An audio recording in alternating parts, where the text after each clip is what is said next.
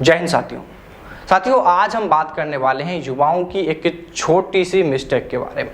आप सेना भर्ती रैली का इंतज़ार कर रहे हैं, बहुत अच्छी तैयारी कर रहे हैं, सालों से आप तैयारियों में जुटे हैं, लेकिन जब आपके ऑनलाइन फॉर्म शुरू हो जाते हैं तो आप आवेदन करते समय जल्दबाजी में या यूँ कहें कि एक छोटी सी लापरवाही वहाँ पर आप कर जाते हैं और वह लापरवाही आपको आखिर में जाकर इतना परेशान कर देती है कि आपको सेना भर्ती प्रक्रिया से ही बाहर कर देती है।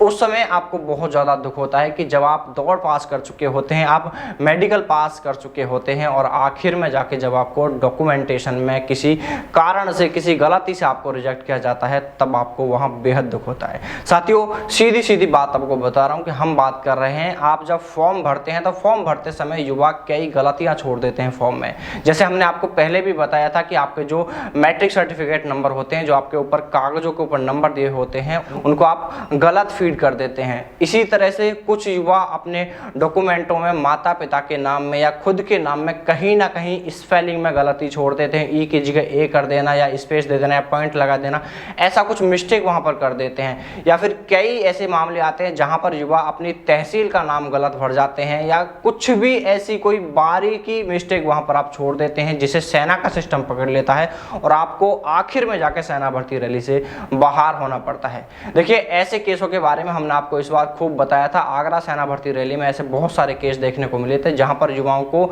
एक छोटी सी मिस्टेक के चलते सेना भर्ती प्रक्रिया के अंतिम पड़ाव में बाहर होना पड़ा था। तो मैं आप सभी साथियों से यही कहना चाहूंगा कि जब आप सेना भर्ती रैली को लेकर फॉर्म भरने जा रहे हैं या ई मित्र के माध्यम से आप जाकर फॉर्म भरवा रहे हैं, तो ई मित्र वाले के भरोसे आप अपने कैरियर को ना छोड़ दें, अपने सपने को ना छोड़ दें। जब आप ई मित्र से फॉर्म भरवा रहे हैं तो पहले आप वहां पर उस फॉर्म को प्रिंट निकलवा के सबमिट करने से पहले आप उस डिटेल्स को, जो आपने वहां पर फॉर्म भरा है, उसको पूरी तरह 2 से 3 बार चेक करें, आराम से चेक करें, क्योंकि वहां अगर आपसे गलती से भी छोटी सी भी मिस्टेक रहेगी तो आपको फिर वो आखिर तक परेशान करेगी, आपके सपने को वह तोड़ सकती है, आपकी सारी मेहनत पर पानी फेर सकती है। इसलिए आप सभी युवाओं से यही कहना चाहेंगे कि आप फॉर्म भरते समय यह जरूर ध्यान रखें। और अगर आप पहली बार फॉर्म भर रहे हैं, आपको इसके बारे में जानकारी नहीं है, ई मित्र वाले को भी जानकारी नहीं है, तो आप इसके लिए अपने किसी दूसरे साथी से, किसी दूसरे भाई बंधु से मदद ले सकते हैं जो पहले से सेना भर्ती रैली